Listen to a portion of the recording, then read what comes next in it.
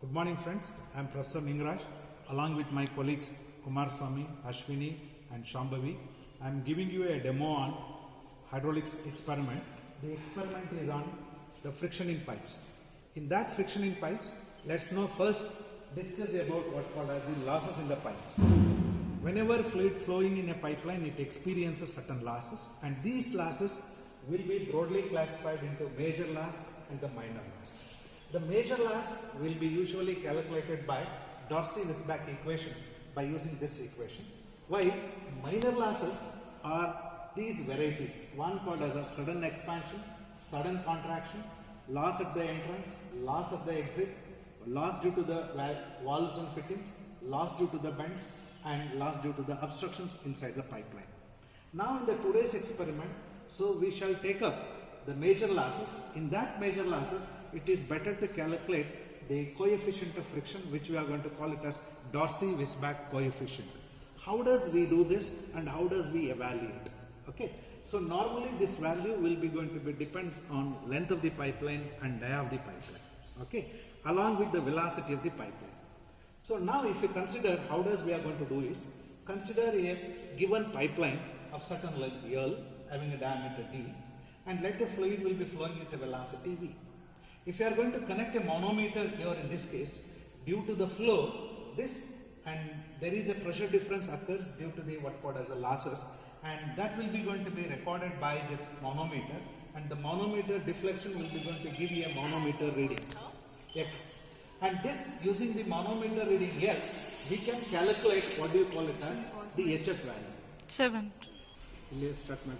Now, whenever the fluid flowing in a pipeline, it experiences losses, and that will be recorded by the manometer which connected between the 2 points of the pipeline. And this is going to be given by the manometer deflections, and this value will be given by X. And by using the X value, you can calculate what do you call it as a head that will be causing the what called as the loss due to the friction, which will be calculated by the manometer reading X, and Sm minus S naught by S, which is going to be given by the specific gravity of the manometer liquid and the specific gravity of the fluid which is flowing in the pipeline, which is nothing but water. So by using this value and by knowing the amount of water collected in a measuring tank, you will be able to calculate the velocity by using this simple equation. And by this experiment, it is possible for you to find out the HF using the what called as the table which will be given to you for the calculations. Okay. Calculate the velocity of the flow in the pipeline. We normally what to do is, whatever the water which is flowing in the pipeline will be collected in a measuring tank, and by using the what called as the amount of water collected in a measuring tank for a known interval of the time is recorded, and we calculate the discharge by volume divided by the time. And using the equation, simple equation, velocity is equal to Q divided by area of the pipeline, we can calculate the velocity.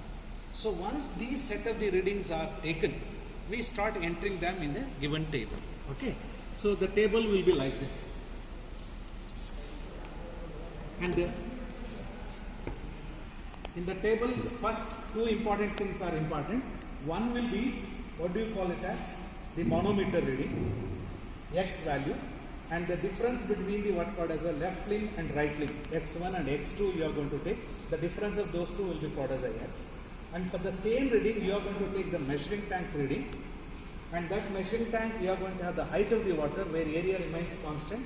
Only the height of the water will be changing, that is H1 and H2 for a known interval of time T. So once you are going to record these values, the same set of experiment will be repeated for different what called as a flows, and the average value of F will be calculated, okay, and it will be called as what called as a Darcy-Weisbach coefficient for this experimental setup. This is the length of the pipeline between the 2 points which we are going to calculate the friction in the pipe. There are 3 pipes which has been arranged here. One is a mild steel, second one aluminium, this will be the what called as copper. So now we will be going to consider the friction factor in the what called as the mild steel pipe, MS pipe. Now first you have to consider between the length between the 2 pipes. The length is given here and diameter of the pipeline is given here, and the amount of the water collected in the measuring tank is also given here in this case. Okay, all the three has to be taken as an observation and to be entered in the what called as your manual. Observations. Length of the pipeline, dia of the pipeline, area of the measuring tank, all should be recorded first.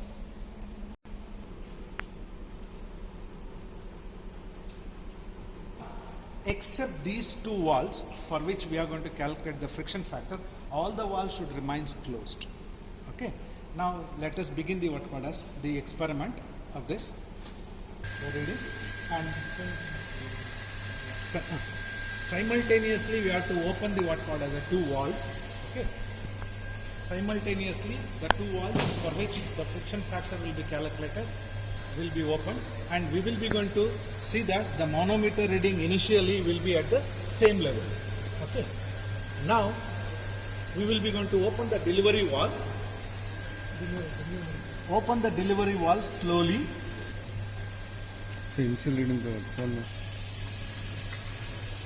And now as the flow starts flowing in the pipeline, there is a pressure difference in the manometer. This pressure difference in the manometer has to be recorded. Okay. The pressure difference between the 8.5. one is 8.5.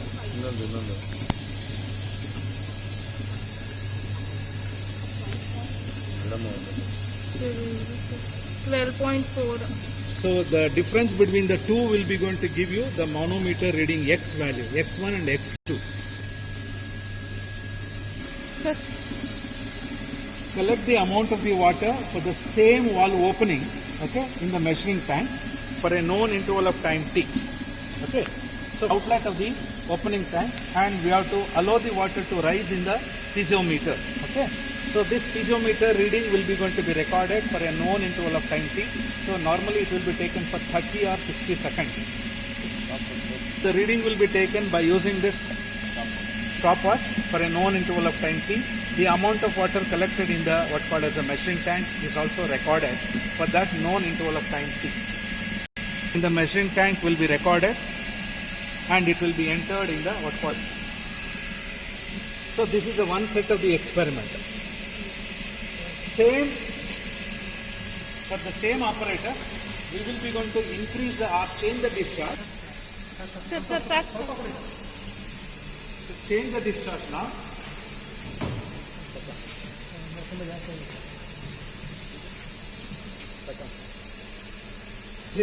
Again, second set of the reading will be taken by operating the valve. So now you can see the difference in the what called as the manometers. Okay. First one is X1, second one will be the X2. Okay. So enter these two readings in the what called as a table.